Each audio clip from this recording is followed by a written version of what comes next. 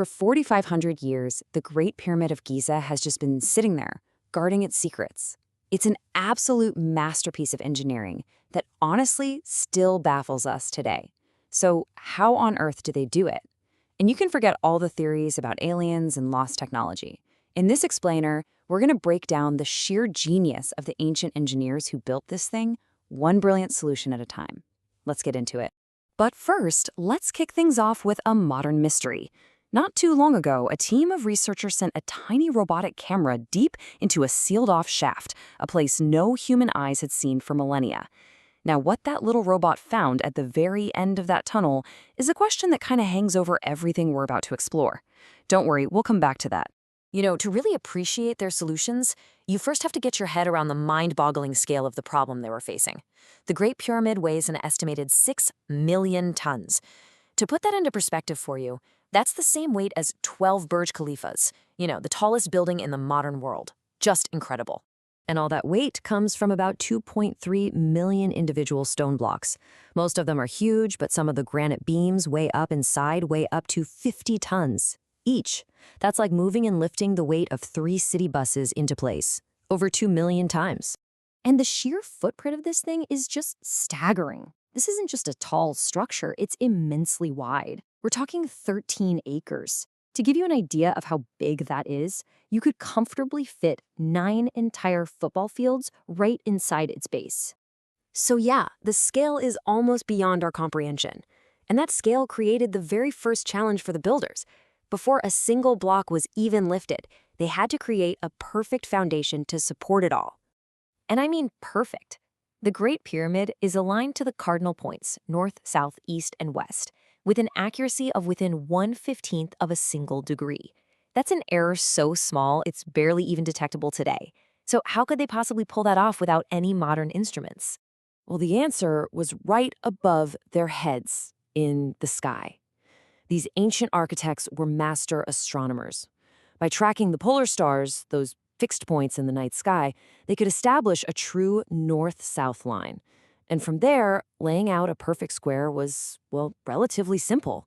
No compass, no GPS, just brilliant, brilliant observation.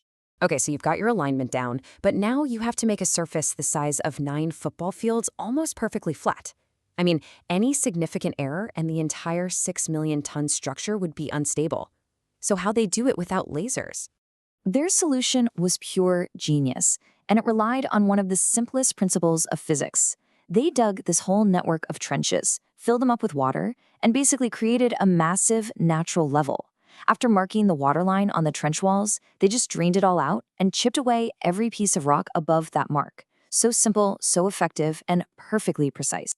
All right, so with the foundation set, the next monumental task was getting the blocks, millions of them. This meant quarrying them from the earth and then somehow transporting them to the site, a massive industrial operation in its own right. And their number one tool for cutting all of that limestone wasn't some powerful saw, but this, a chisel. But not just any old chisel. See, they had a key technological innovation that made it all possible. You see, the Egyptians knew that pure copper was way too soft to cut stone effectively. So what did they do? They created an alloy by adding arsenic, which made the metal significantly harder and more durable. Using these enhanced chisels and some wooden mallets, teams of workers would spend hours, sometimes even days, painstakingly shaping every single block. And the journey these stones took was just as incredible. The really high-quality limestone came from quarries in a place called Tura, which was 250 kilometers away. The only feasible way to move them was to use the River Nile as a superhighway. You'd have hundreds of workers loading these blocks onto ships, sailing them downriver, and then unloading them for the final haul to the Giza Plateau. What a massive logistical puzzle. So this brings us to the question, the one everyone asks about the pyramids. They quarried the stone, they transported it, but how in the world did they get it all the way to the top? We're talking about lifting blocks that weighed as much as 50 tons to a final height of 480 feet. That's as tall as a 48-story skyscraper, all without a single crane or piece of modern machinery. How is that even possible? Well, while the exact method is still up for debate, the leading theories all involve massive ramps. One idea is that they built a huge external ramp that actually spiraled around the pyramid as it got taller. Another really compelling theory suggests there was an internal ramp, zigzagging its way up inside the pyramid's core.